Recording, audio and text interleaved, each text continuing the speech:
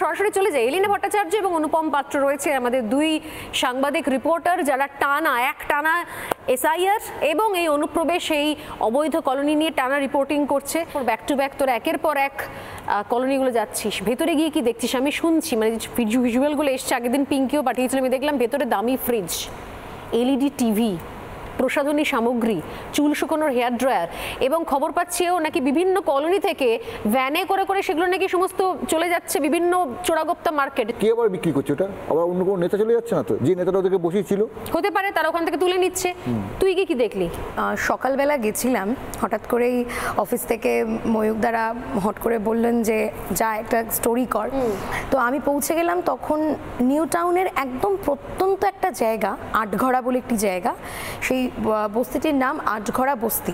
সামনে গেলে আমরা দেখতে পাচ্ছি প্রায় 20 তলা, 21 তলা, 22 তলা বিল্ডিং। সেই বিল্ডিংয়ের মাঝখান দিয়ে কিছু রাস্তা চলে গেছে। সেই রাস্তাগুলো একেবারে দেখলে মনে হবে সেই রাস্তায় গেলে কিছু পাবো না, বা কেউ বসবাস হয়তো করে না, ওই জায়গা বসবাসের যোগ্য নয়। কিন্তু আমি যখন ওই জায়গায় পৌঁছলাম, আমার চক্ষু চড়ক গাছ রীতিমতো।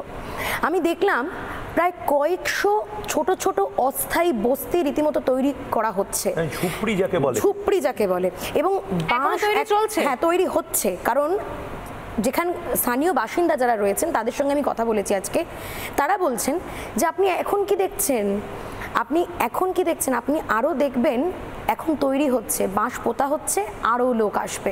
বললাম কি বলছেন, কি বলছে? হ্যাঁ আরও লোক আসবে, আরও লোক আসা বাকি রয়েছে। তাই আমরা তো উল্টো শুনছি, আমরা তো শুনছি কলোনি ফাঁকা হয়ে বেরিয়ে যাচ্ছে। গল্পটা অন্য, মানে কি যেখানে এসআইআর হচ্ছে সেখান থেকে তুলে নিচ্ছে, আর যেখানে এসআইআর হয়ে গেছে, ফর্ম বিলি হয়ে গেছে, সেখানে গিয়ে প্লেস করে দিচ্ছে। একদমই তাই। এবং তারপরে আমি জিজ্ঞেস করলাম তাদের যে গল্পটা ঠিক কি। এরই মধ্যে আমি একজনকে পেলাম যার নাম নাদিয়া বিবি, তার সঙ্গে আমি কথা বললাম। তিনি আমাকে পুরো গল্পটা বললেন। তিনি অনুপ্রবেশকারী হিসেবে এসেছিলেন চোরাই পথে, এবং দালালের মাধ্যমে 3000 টাকা দালালকে দিয়ে তিনি বর্ডার ক্রস করেছেন। চোরাই পথে তাকে বর্ডার ক্রস করানো হয়েছে। তিনি তার ছেলে মেয়েকে নিয়ে এখানে চলে এসেছিলেন। কোন পথে এসেছিলেন? ওইটা আমার খেয়াল নেই। রাত্রি দালালের মাধ্যমে এসেছিলেন। কত টাকা নিয়েছিল দালাল? 2-3 হাজার করে নিল। আপনার ছেলে মেয়ে স্কুলে পড়াশোনা করেছে, আপনি তো অভিভাবক তাদের, তা আপনাকে কোনো ডকুমেন্ট দেখাতে বলেনি স্কুল? ওই টিকার কার্ডটা দিল, আর আধার কার্ড চাইতেছে বারবার, তো আমি আধার কার্ড করতে পারিনি। এবং তারপরে সেখানকার আরও যারা লোকাল যারা বাসিন্দা ছিল তাদের কাছে আমি যখন গেলাম, তারা বলছেন যে দেখুন এখানে অনেকে বসবাস করে, কিন্তু কালী পুজোর আগে এবং কালী পুজোর পরে এসআইআরের ভয়ে সব পাই করে দৌড়েছে। এখানে আপনি আর কাউকে সেভাবে পাবেন না। কয়েকজন আছে, কিন্তু যারা রয়েছে তারা এখন সব কাজ করতে বেরিয়ে গিয়েছে, তারা ফিরবে আবার বিকেলে। কিন্তু জায়গাটা দেখলে তোমার মনে হবে সেই জায়গায় নিউ টাউনের মতো একটা স্মার্ট সিটি, এত সুন্দর, এত জাঁকজমক একটা এরিয়া, সেই এরিয়ার ভেতরে এরকম গিজগিজ করছে কয়েকশো বাড়ি। শুধু আটঘরা কিন্তু নয়, অ্যাকচুয়ালি গিজগিজ করছে। এবং আমার কাছে সেই ভিজুয়াল রয়েছে, আমরা সেটা অন রেকর্ড আমরা করেছি ক্যামেরায়। বাইরে একটা ঝাঁ চকচকে লাইট ফাইট লাগানো, সাদা নীল রং করা, একদম আটঘরা নয়, বিদেশের মতো। আরো অনেকগুলো বস্তি রয়েছে বিভিন্ন নামের। মাসুদ বস্তি রয়েছে, বাবু বস্তি রয়েছে, সুফি বস্তি রয়েছে। সেই জায়গাগুলো আমি জাস্ট একটু না, আমি না, এটা তো তুমি মানে খবরটা দেখছো, খবরের ভেতরও খবর আছে, যেটা নিয়ে এই সপ্তাহে আমরা মানে অনুষ্ঠানেও করেছিলাম। এটা খুব ইন্টারেস্টিং খবর। খবরটা হলো এই মাসুদ বস্তি। আমি তো বলবো যে আমরা ওই অংশের যে ভদ্রলোক গল্পটা বললেন, মাসুদ বস্তিটা আমরা জানি। মাসুদ বস্তির নাম ছিল মিঠু বস্তি। একদম। মিঠু কে ছিল? মিঠু ছিল মানে অনুপমরা জানবে, এই এলাকা তো ধান খেতের জমি ছিল, ভাঙড়ের লোকজন এখানে থাকতো। সেই মিঠু বলে একজন লোক ছিল যার অনেকটা জমি ছিল, সে বেসিক্যালি সাবলেন্ট করেছে জায়গাগুলো। যে মালিক, যে যাদেরকে দিল সুব্রাংশুদা বসতে, তারা পুরোটা নিয়ে নিল, নিয়ে নাম চেঞ্জ করে বলে দিল কোনো এক মাসুদের নামে মাসুদ বস্তি। পিছনে বাংলাদেশের বস্তি মধুর, ওর বাবার নাম মধু। মিঠুর বস্তিতে ভাড়া আছে বহু বাংলাদেশি। এর আগে আরিফ, তারপরে রহমান, তারপরে স্কুল মাস্টার রৌফ, উনি এইসব সহযোগিতা করেছে, যে তখন ভোটার কার্ড করিয়ে দিয়েছে ওদেরকে। এটা কারা যাদের নাম বললেন? এরা এখানকার টিএমসি এর কিছু। মিঠু বস্তির নাম কেন, মানে মিঠুটা কে? মানে মিঠু ল্যান্ডলর্ড। আচ্ছা। ওনার প্রায় এখানে 3-4 বিঘের মতো জায়গা আছে। তো এবার বাংলাদেশিরা সব এসে তাদেরকে ভাড়া দিয়েছে, এতটা জায়গা করে নিয়ে সে একদম শুধু ঝুপড়ি নয়, সেখানে তৈরি করে ফেলেছে টিনের বড় বড় মানে ঘর মতো। সেখানে ভেতরে গেলে তুমি দেখতে পাবে 3-4টে ঘর রয়েছে ভেতরে। একজনের সাথে কথা বলেছিলাম, তিনি আমার সাথে অনেকক্ষণ কথা বলেছেন। তিনি একটা কথা আমাকে যেটা বললেন সেটা ভয়ঙ্কর, আমি জানাতে চাইবো তোমাদের এবং রিপাবলিক বাংলার সমস্ত দর্শককে। আমি যখন কথা বললাম, তিনি একটা কথা বললেন, জানেন তো যারা এখানে বাংলাদেশ থেকে চলে এসেছে তাদের কাছে কিন্তু মেডিকেল ভিসা রয়েছে। তারা মেডিকেল ভিসাটা নিয়ে আসছে কেন? তারা মেডিকেল ভিসাটা নিয়ে আসছে এই কারণে, তারা এখান থেকে ওষুধপত্র কিনছে, বাংলাদেশে চলে যাচ্ছে ভিসা শেষ হওয়ার আগেই, ওখানে গিয়ে তারা ওষুধটা বেচছে।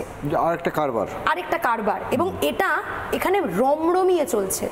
কিন্তু এর সঙ্গে সঙ্গে এটাও হতে পারে যে মেডিকেল ভিসাতে দেখিয়ে হয়তো ঢুকে আর বেরোচ্ছে না। হ্যাঁ, এটাও হতে পারে, করে যাচ্ছে। একদমই তাই। ভারতে এসে লুট পাচার, মোবাইল ফোন চুরি, পাচার হয়ে যেত দ্রব্য বাংলাদেশে। পার্ক স্ট্রিটে মার্কিউ স্ট্রিটের একটি গেস্ট হাউস রয়েছে, সেই গেস্ট হাউসে মেডিকেল ভিসা নিয়ে এসেছিল এই মেহমুদুল হাসান। এই হচ্ছে পাসপোর্টের ছবি এবং এই হচ্ছে অ্যারাইভাল ডেট। দাদা কি বলেছিল আপনাকে এসে এবং কি জানেন? আমার ডাক্তারকে দেখাতে এসেছি, ডাক্তার চিকিৎসার জন্য এসেছি। মেডিকেল ভিসা আছে ম্যাডাম, মেডিকেল ভিসা দিয়ে উনি ডাক্তার দেখাতে চেক করবেন। মেডিকেল ভিসা দিয়ে যারা ঢুকছে তারা একটু অন্য ক্লাস, আরেকটু উঁচু। যারা মেডিকেল ভিসাটা মানে আমাদের কিন্তু ভারত মানে ওই একটাই ভিসা শুধু খুলে রেখেছে। দেখো এই গোটা একটা সিস্টেম, কিন্তু সিস্টেমটা কি হচ্ছে, বর্ডার পেরিয়ে আসছে, 3000 টাকা 4000 টাকা দিচ্ছে, তারপর কলকাতায় পৌঁছে যাচ্ছে। কলকাতায় পৌঁছে যাওয়ার পর তার জন্য বাসস্থান নির্মাণ করা হচ্ছে, তাকে চাকরির ব্যবস্থা করা হচ্ছে, তার শিক্ষার ব্যবস্থা করা হচ্ছে, এবং গোটাটা একটা সিন্ডিকেট। তার মানে কি স্থানীয় কোনো নেতা আছে, অবশ্যই আছে, এবং পুলিশ আছে। আচ্ছা, আপনারা যেখানে বসবাস করছেন প্রশাসন সেটা জানে? পুলিশ প্রশাসন এখানকার যারা রয়েছে তারা সেটা জানে আপনারা যেখানে রয়েছেন? তাই এতদিন আইস না জানি পারে, আমরা তো আর ঘরে থাকিনি, কাজ কাম করি খাই, তো তোমরা বুঝতেই পারতিস, আমাকে ভাষা দেখলেও বুঝতে পারতিস, চলত ব্যবহার, আমরা কি খালি সে তো ঠিকই, মানে আপনারা এতদিন ধরে বসবাস করছেন সেটা পুলিশ জানবেন এটা তো হতেই পারে না, তারা জানেন, সবাই জানে। এবং চেয়ারম্যানের কাছেও তো আপনারা গেছিলেন, আপনি বললেন। চেয়ারম্যানও জানে যে আমরা এখানকার রয়েছি, চেয়ারম্যানও জানে, না জানি পারিছে। অনুপম, খুব নির্দিষ্টভাবে আমরা বারবার যে রিপোর্টিংটা করছি, এই এলাকা মানে আজকে সব্যসাচী দত্ত, সুজিত বোস বা গৌতম দেব বা তাপস চ্যাটার্জি যে এসে চ্যালেঞ্জ করে যাক রিপাবলিক বাংলায়, এই এলাকা এর জনবিন্যাস, এর স্যাটেলাইট ইমেজ এরকম ছিল না। প্রয়োজনে আমরা স্যাটেলাইট ইমেজ ধরে ধরে দেখাতে পারি। তুমি নিজে খুব ভালো জানো, তুমি দীর্ঘদিন ধরে এই এলাকার রিপোর্টিং করেছো। কলেজ মোড়ের পর থেকে লোকে আসতে ভয় পেত, কারণ এতটা মানে ধান জমি ছিল।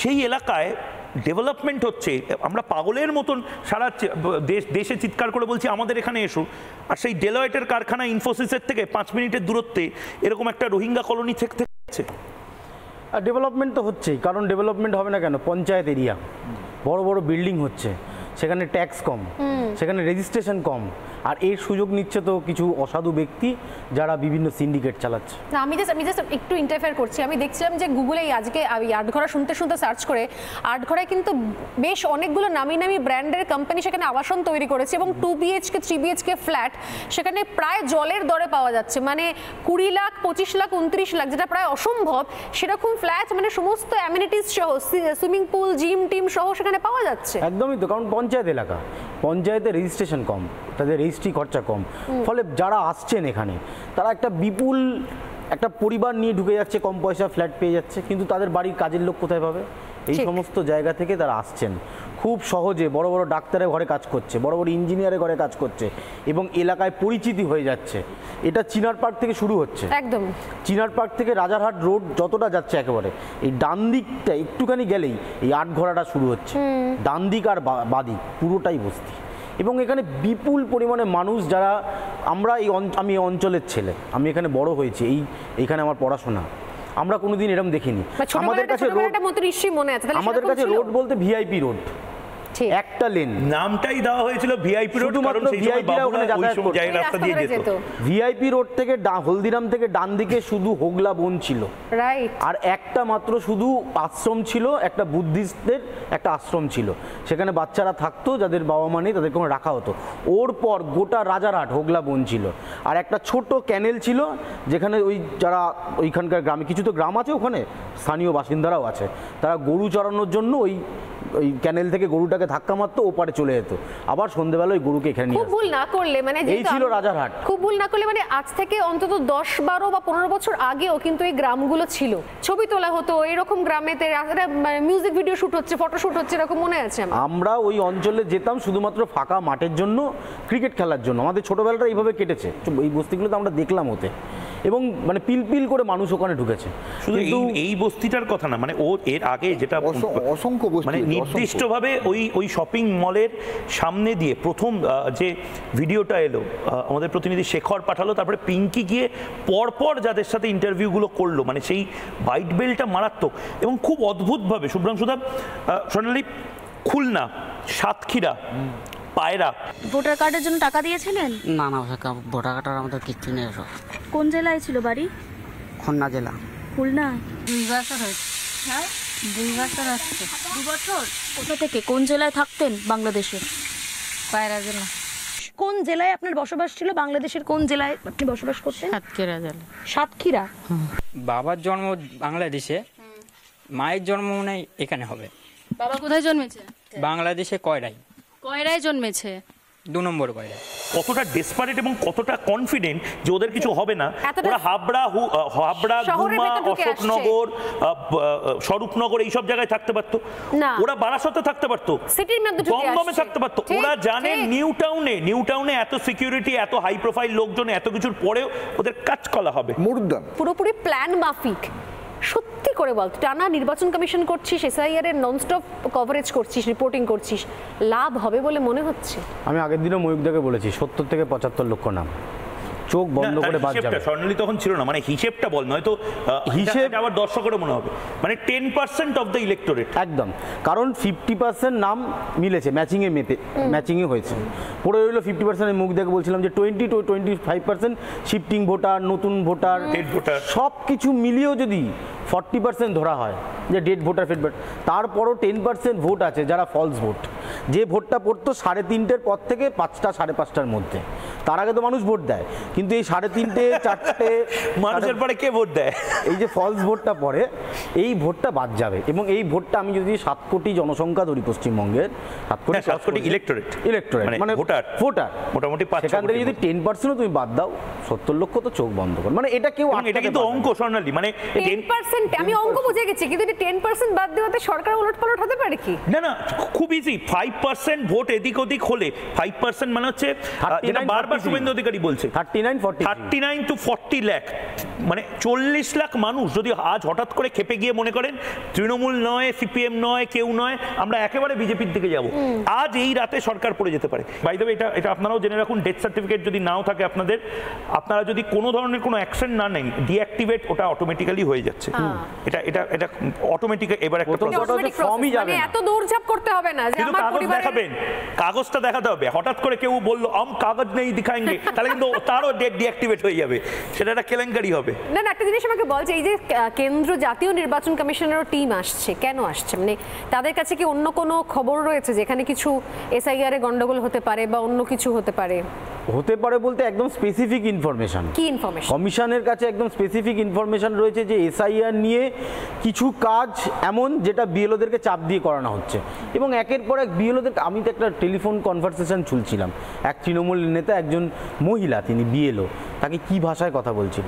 কমিশন কিন্তু সবটা রেকর্ড রাখছে। কমিশনের সিনিয়র অফিসিয়ালসদের যা বক্তব্য, তাতে একটা বিষয় খুব স্পষ্ট, যে কোথাও কোনো ছাড় হবে না, মানে নির্ভুল ভোটার তালিকা তৈরি করতে। উত্তরবঙ্গে দেখলাম যে গতকালই বোধহয় আসার আলী বলে একজন তৃণমূল নেতা, সে বাড়িতে বসে ফর্ম বিলি করছে। তার মানে এগুলো নিশ্চয়ই সমস্ত নোট ডাউন করছে কমিশন। সমস্তটা যেখানে যেখানে ফর্ম বিলি হচ্ছে, বাড়িতে বসে, পার্টি অফিসে বসে, আমি বলছি যারা করাচ্ছেন তারা সবথেকে বড় ব্লান্ডার করছেন। শুধু তাই নয়, এটা একদম নির্দিষ্টভাবে নির্বাচন কমিশন একদম দিল্লি থেকে একদম টপ বসেসরা বলে দিয়েছে যে এই লিবার্টিটা দিয়েছে। মহিলার সত্যিই পায়ে সমস্যা, কিন্তু মহিলা বিএলও তিনি ওপরে উঠতে পারছেন না বলে সিঁড়ি দিয়ে যেতে পারছেন না, নিচে ডেকেছেন।